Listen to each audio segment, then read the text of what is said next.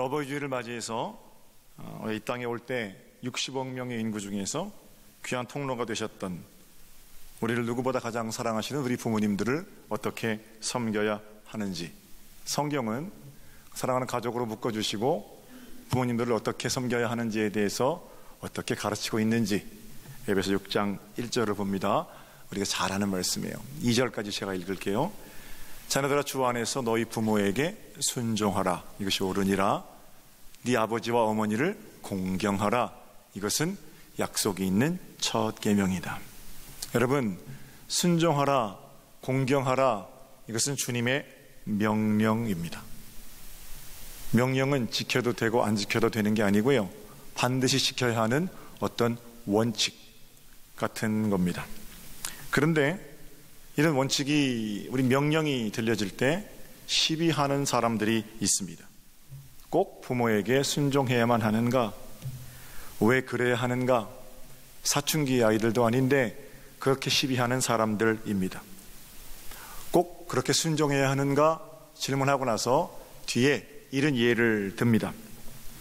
매일 술에 쩔어 살면서 아내와 자녀들을 때리는 아빠에게도 순종해야 하는가? 자식을 돈으로 생각하고 자식이 벌어다 주는 돈으로 매일 도박만 하는 그런 엄마도 공경해야 하는가? 물론 이런 경우에는 순종과 공경을 다시 생각해 보아야 합니다. 드리고 싶은 말씀은 이런 건 매우 특별한 사례들이라는 것입니다. 대부분의 부모님들은 세상 누구보다 자기 자녀에게 헌신적입니다. 그런데 자꾸 백에 하나, 천에 하나 이런 사례들을 언급하게 되면 그 언급 속에서 이 땅의 모든 부모님들이 잠재적인 범죄자가 되는 겁니다. 이런 얘기를 듣고 자주 거기 마음을 주고 접하다 보면 부모를 공경하라 라는 큰 원칙 자체가 흔들릴 수 있다는 거죠. 더욱 심각한 것은 사탄이 우리를 넘어뜨리려는 미혹이 꼭 이런 방법으로 진행된다는 사실입니다. 뭔가 큰 원칙이 내려지면 아멘 하고 따를 생각은 하지 않고 작은 틈을 만들고 작은 틈이 있으면 비집고 들어와서 그걸 침소봉대합니다. 장로님들을 존경합시다. 아멘이죠. 하나님께서 세우신 권세들인데요. 근데 여기 질문을 하는 겁니다. 장로들을 꼭 존경해야 합니까? 장로 중에 이런 사람들도 있던데요. 백에 하나 천에 하나 그럴 수는 있지만 모든 장로님들이 그렇습니까? 아니죠. 목사를 사랑합시다. 아멘. 그래야 설교와 은혜가 되지요. 근데 질문합니다. 왜 목사를 꼭 사랑해야 합니까? 물론 무조건 사랑하고 무조건 존경하라는 건 아닙니다. 그러나 무조건 비판하고 끌어내리려는 것보다는 훨씬 더 신앙 자세, 좋은 신앙 자세인 것만은 분명합니다. 명심하셔야 할 것은 하나님께서 우리에게 명령을 주실 때 그 명령은 여러분과 저의 행복을 위해 주신다는 사실입니다. 그런데 사탄은 하나님의 명령에 대해서 아주 자주 인간의 자유를 들먹거립니다. 자유는 매우 좋은 가치임에도 불구하고 하나님 없는 자유에 집중하다 보면 오히려 하나님의 명령이 거추장스러운 장애물이 됩니다. 사탄이 자주 사용하는 말이 있습니다. 너 바보야?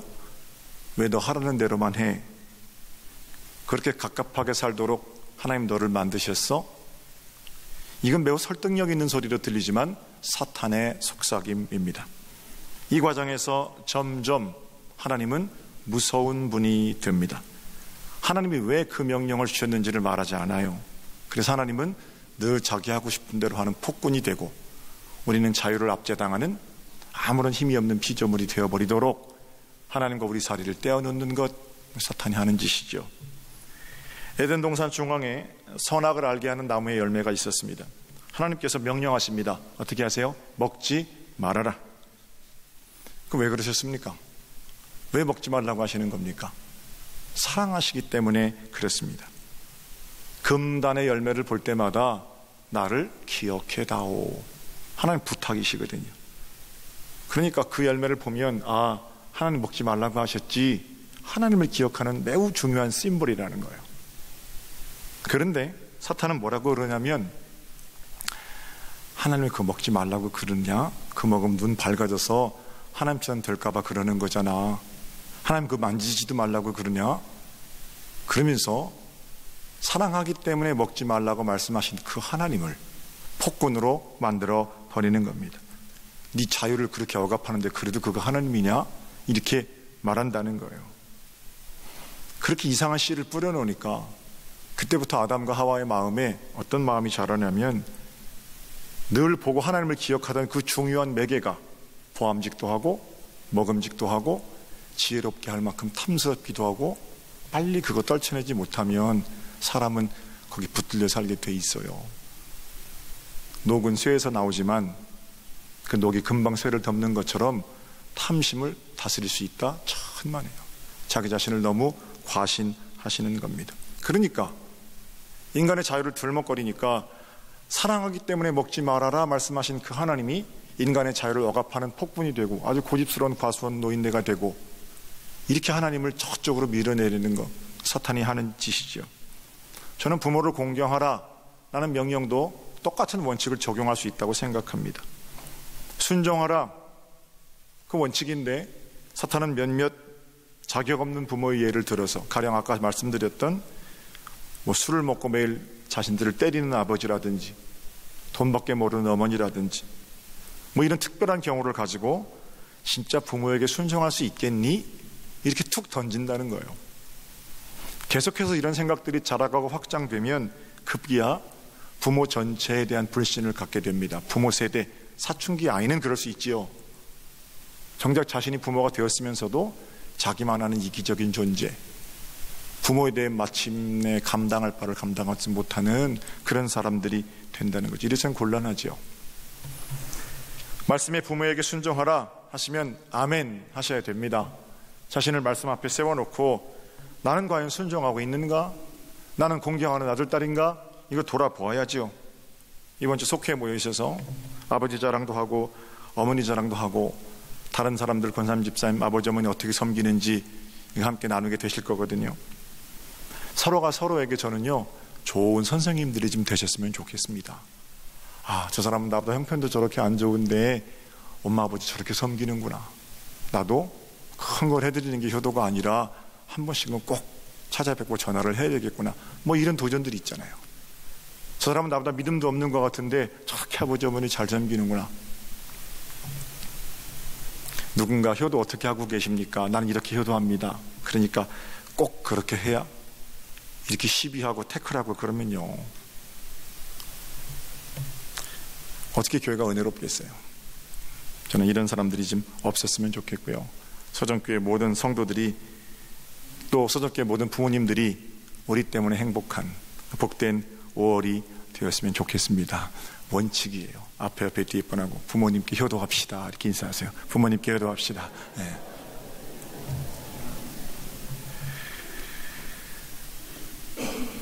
부모 공경은 성경의 당연한 계명이죠. 10계명의 제5계명이기도 합니다. 인간들 사이의 법칙 제1원칙이기도 하고요. 특별히 사도 바울은 부모를 거역하는 죄 이거를 배임, 비방, 악독함, 살인, 흉악한 범죄더라고 같은 맥락에서 언급합니다. 해도 되고 하면 좋고 안 해도 그냥 사람 사는데 똑같은 이게 아니고 부모를 거역하는 건 범죄라는 거예요. 로마서 1장 28절을 볼까요? 하나님께서 28절부터 읽습니다. 하나님께서 그 사람들을 상실한 마음에 내버려 두사 합당하지 못한 일을 하게 하셨으니 곧 모든 불의, 추악, 탐욕, 악의가 가득한 자요 시기, 살인, 분쟁, 악독이 가득한 자요 수군수군하는 자요 비방하는 자요 하나님께서 미워하시는 자요 능욕하는 자요 교만한 자요 자랑하는 자요 악을 도모하는 자요 부모를 거역하는 자요 우매한 자요 배약하는 자요 무정한 자요 무자비한 자라. 시기, 살인, 분쟁, 악독, 수군거림, 비방 이런 건 명백히 죄죠. 그런데 이 죄의 반열에 부모를 거역하는 것을 같이 언급하고 있다는 겁니다. 또한 사도 바울은 디모데에게 보내는 목회 서신에 마지막 때에 심판받을 죄의 제목들을 열거합니다. 마지막 때에는 이런 죄들은 반드시 심판받을 겁니다. 디모데후서를 볼게요. 사람들이 자기를 사랑하며 돈을 사랑하며 자랑하며 교만하며 비방하며 부모를 거역하며 감사하지 아니하며 거룩하지 아니하며 무정하며 이렇게 나오거든요. 이 부모를 거역하는 일이 다른 범죄들하고 아주 중한 범죄들하고 함께 거론되고 있다라는 겁니다. 이름하여 불효죄입니다. 여러분 어떠십니까? 여러분 이 불효죄를 우리 가운데 적용한다면 효자이십니까? 불효자이십니까? 성경식으로 바꿔서 물으면 효도하는 죄를 이기는 그리스도인들이십니까? 불효하는 죄를 범하는 범죄자들이십니까? 불효는 성경에서 언급하고 있는 심각한 죄입니다. 문제는 예전에는 그래도 죄책감이라도 있었는데 요즘 죄책감도 없어요. 대부분 효자들은요, 저는 불효자입니다 이렇게 말하고, 불효자들은 저는 할 만큼 합니다 그렇게 말해요. 이상하더라고요. 존경하는 어느 목사님 설교를 들으니까 이런 말씀을 하시더군요. 프랑스의 휴가철에는 사람들의 시신을 보관하는 냉동 영안실이 늘 10,000원이랍니다. 그 사람들은 보통 한 달 정도 휴가를 가는데 그때 시체 냉동고가 가장 붐빈다는 거예요. 휴가 간 사이에 부모가 돌아가시잖아요. 한 달 동안 돌아가시는 어르신들의 수가 많겠지요. 그러면 임종 지키려고 휴가 접고 오는 게 아니고, 그러면 냉동고에 좀 보관해 주세요. 한 달 다 지나고 휴가 끝나면 와서 장례를 치러야 하기 때문에 한 달 동안에는 빈 냉동고가 없다라는 거예요. 우리나라 아직 그 정도는 아닙니다만, 지난주에도 동기 목사님 어머님이 돌아가셨어요. 미국에서 목회하는 친구인데 아들이 비행기표를 구해서 부지런히 와서 장례식에 좀 늦게 참석하기도 했습니다. 그런 경우는 있습니다만, 시신을 냉동고에 넣어놓고 휴가 다 마치고 와서 장례 치르는 그런 경우는 없지요. 문화적 차이입니까? 만약에 문화적 차이라면 아주 이건 난 천박한 문화라고 생각합니다. 사람이 그래도 되는 건지 물어야 될 것 아니겠습니까? 프랑스 사람들은 그렇게 휴가 다 지내고 와서 어머니 아버지 장례 치르면 무슨 양심의 가책이 없겠습니까? 여하튼 성경은 돌아가신 부모 시신을 어떻게 하라 이런 명령은 없지만 내 부모를 공경하라, 순종하라 분명히 말씀하고 계시고요. 이거는 반드시 지켜야 할 명령이고, 이 명령을 거역하는 것은 아주 심각한 죄임을 분명히 말씀하고 계시다는 겁니다. 부디 소정교회 교인들이 부모를 거역하는 죄인이 아니라 부모께 순종하는 약속 있는 자녀들이 되시기를 주님의 이름으로 축복합니다. 최선을 다해서 섬기다가 여의치 못한 경우는 물론 있습니다. 그런 경우는 죄가 아니겠지요. 죄라는 게 드러난 현상이기도 하지만 잘못 조준된 마음이기도 하잖아요. 그래서 어버이 주일이 되면 제가 꼭 드리는 말씀이 있는데요. 어떻게 효도를 할까? 얼마를 가져다 드릴까? 어디에 모실까? 이런 고민보다도 나는 과연 우리 엄마 아빠를 사랑하나? 어버이 주일에 꼭 제가 드리는 말씀은 고르반을 주의하라는 거예요. 고르반. 우리 교회는 효도하는 교회이고 전임자이신 감독님께서는 특별히 효를 강조하셨기 때문에 걱정할 게 별로 없어요. 예수 잘 믿고 효도 잘한다는 사람들, 우리 교회 사람들이라는 거예요. 그런데 이렇게 잘한다는 사람들이 주의해야 할 일이 바로 고르반입니다. 마태복음 15장에 고르반 얘기가 나오는데, 이 말씀은 다시 당시에 거룩하다고 자처하는 사람들을 위해 주신 말씀입니다. 고르반이 뭐냐면요, 예배도 잘 참석하고 율법도, 그러니까 불효죄를 저지르지 않을 것 같은, 누가 봐도 신실한 겉 모양을 가지고 있는 그런 사람들이 있었죠. 그런데 다른 건 다 하는 것 같은데, 흉내는 다 내는데 부모를 공경하라 라는 율법을 지키지 않는 겁니다. 쉽게 말씀드려서 예배도 잘 참석하고 경건의 모양은 있는데 그 사람 돈이 좀 있어요. 근데 그 부모 사는 걸 보니까 너무너무 가난하게 먹을 것 없이 살아요. 그래서 사람들이 그 자녀에게 너 그 있는 돈 왜 부모님께 용돈 드리지 않아? 이렇게 말하는 거예요. 율법에 의하면 부모를 공경하지 않는 것, 부모를 거역하는 거, 그거 죄인데 너는 틈만 있으면, 우리식으로 틈만 있으면 자식들 데리고 해외여행 가면서 네 아버지는 밥도 못 먹고 있는데 너 그건 죄지, 이렇게 이제 다그치는 겁니다. 그러면 그 경건하다는 사람이 이렇게 말합니다. 그 돈, 나한테 있는 돈은 하나님께 고르반 된 거야. 그러는 거예요. 하나님께 고르반 된 거예요. 고르반 되었다는 것은 하나님께 서원되었다는 겁니다. 하나님께 드리기로 작정했다. 그리고 누가 쓰느냐? 그 작정한 돈을 자기가 다 갖다 써요. 이게 고르반입니다. 아주 편하게 얘기해서 신앙생활 잘한다는 나, 그래도 돈도 좀 있어요. 그런데 우리 부모가 병들었는데 부모님은 수술 비용 낼 길이 없어요. 병으로 고생하고 계시는데 내 돈 가지고 수술을 시켜드려야 되잖아요. 수술 비용 대자니까 아까운 겁니다. 사람들이 비판하는 거예요. 너 돈 있는데 네 부모 죽어가는데 그 수술 비용 안 되고는 뭐 하는 거냐? 성경에 그렇게 가르치더냐? 뭐 이렇게 다그치니까 그때 이렇게 말하는 거예요. 아니야, 이 돈은 주차 타워 건축 헌금할 거야. 이 돈은 11조 할 거야. 그게 고르반이거든요. 우리 주님 뭐라고 말씀하십니까? 너희 중에, 마태복음 15장이에요. 제가 편한 성경으로 읽어드릴게요. 마태복음 15장 띄워주세요. 너희 중에 누구든지 아버지나 어머니에게 말하기를 하나님께 드렸으므로 어머니 아버지께 드릴 것이 없다, 나는 할 바를 다 했다라고 말한다면 너는 하나님 말씀을 없애는 놈이다. 그래.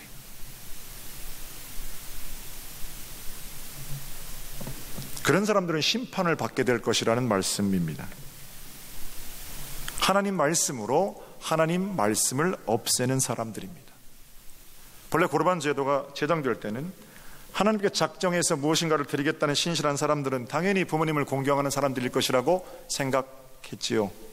그러나 그 제도를 악용해서 하나님도 사랑하지 않고 부모도 공경하지 않으려는 그 악독한 마음, 율법을 피해가는데 제도를 악용하고 있던 거죠. 그 사람들이 왜 심판을 받습니까? 왜 주님은 부모를 거역하는 것을 다른 악과 똑같은 것으로 취급하십니까? 예수님 보시는 건 마음이기 때문에 그렇습니다. 고르반 내미는 사람들은 어때요? 처음부터 부모를 공경할 마음이 아예 없었던 거예요. 공경해 보려고 하다가 인간의 연약함 때문에 어쩔 수 없다면 저는요, 오히려 우리 예수님께서 오셔서 내가 네 마음 알아, 사랑하는 아들 괜찮아, 이렇게 말씀하실 겁니다. 그러나 얄팍한 수로 하나님도 속이려고 하고 부모도 속이려고 하는 자들은 마음은 하나도 없는데 겉만 번지르 하고 부모 공경에 대해서 흉내만 내려고 하는 사람들, 저는 하나님 말씀대로 심판하실 거다, 이렇게 믿습니다. 사랑하는 성도 여러분, 사도 바울에게 권면하기를 내 부모를 공경하라, 순종하라, 이것은 옳은 일이다, 이것은 약속이 딸려있는 첫 계명이다 말씀하십니다. 부디 하나님 약속의 말씀대로 부모를 공경하며 순종하며 사는 축복의 주인공들이 되시기를 우리 주님의 이름으로 축복합니다. 얼마 전에 교회로 서울 올라가다가 그 고속도로 왼쪽에, 경부고속도로 왼쪽에 큰 교회가 있는데 현수막을 이렇게 바꾸시더라고요. 현수막에 뭐라고 써있냐면 문제아는 없고 문제 부모만 있습니다, 이런 문구가 붙어 있어요.